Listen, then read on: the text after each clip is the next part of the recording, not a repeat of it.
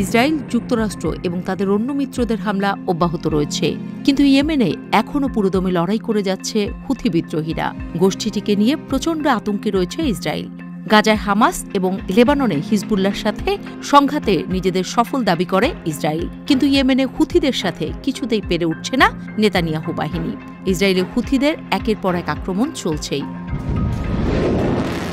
শুক্রবার ভোরে ইয়েমেন থেকে ইসরায়েলি লক্ষ্যবস্তুতে একটি ক্ষেপণাস্ত্র নিক্ষেপ করা হয়। ইয়েমেনের ক্ষেপণাস্ত্র হামলার ফলে মধ্য ফিলিস্তিন এবং পশ্চিম তীরে ইসরায়েল অধিকৃত অঞ্চল জুড়ে সাইরেন বেজে ওঠে। আনুমানিক ভোর ৪:৩৫ ক্ষেপণাস্ত্রটি অধিকৃত ফিলিস্তিনি আকাশসীমার উপর দিয়ে এসে পৌঁছায়। এর ফলে ইসরায়েলের প্রধান শহর, বসতি, অধিকৃত শহর এবং অধিকৃত এলাকায় সাইরেন বেজে ওঠে।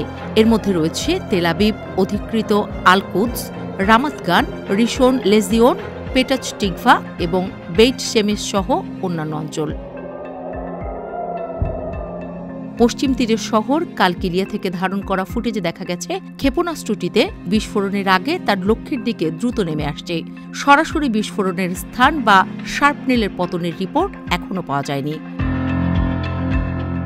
অন্যদিকে ইসরায়েলি সরকার ইয়েমেনের বেসামরিক অবকাঠামোর উপর একাধিক আক্রমণ শুরু করেছে।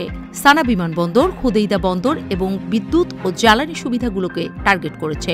ইয়েমেনি সামরিক বাহিনী ইসরায়েল ছাড়াও আমেরিকান এবং ব্রিটিশ আগ্রাসনের বিরুদ্ধে সংঘর্ষে জড়িয়ে রয়েছে। হুথি যোদ্ধারা যুক্তরাষ্ট্রের অত্যন্ত মূল্যবান ড্রোন ভূপাতিত করেছে এবং নৌযুদ্ধে তুমুল প্রতিদ্বন্দ্বিতা গড়ে তুলেছে। গাজায় ইসরায়েলি আগ্রাসন শুরুর পর থেকে লোহিত সাগরে উত্তেজনা বিরাজ করছে। সেখানে ইসরায়েলগামী বাণিজ্যিক জাহাজগুলোয় আক্রমণ করছে ইয়েমেনের হুথিরা। হুথি যোদ্ধারা ইসরায়েলের রাজধানী তেল আবিবের কাছে গুরিয়ন বিমানবন্দর এবং জেরুজালেমের দক্ষিণের একটি বিদ্যুৎ কেন্দ্র লক্ষ্য করে হাইপারসনিক ব্যালিস্টিক ক্ষেপণাস্ত্র এবং জুলফিকার ক্ষেপণাস্ত্র হামলা চালায়। হুথিরা ইসরায়েলে হামলা থামাবে না বলে জানিয়ে দিয়েছেন রেভলিউশনারি কমিটির প্রধান Mohammad Ali al Houthi. Israel হুথিদের ক্ষেপণাস্ত্র ঠেকানোর ঘোষণা দেওয়ার পর তিনি কথা বলেন।